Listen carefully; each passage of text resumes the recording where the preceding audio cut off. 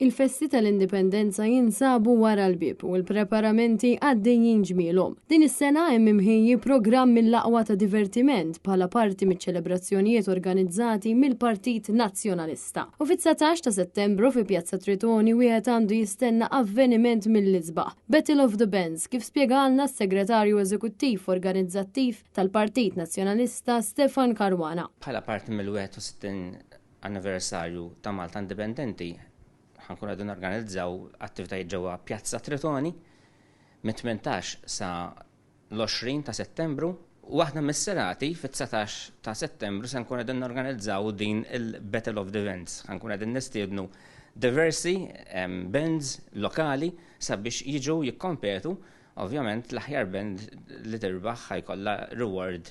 Allura qegħdin nħeġġu l-bands sabiex japplikaw, għandhom ċans japplikaw sa 22 ta' Awwissu.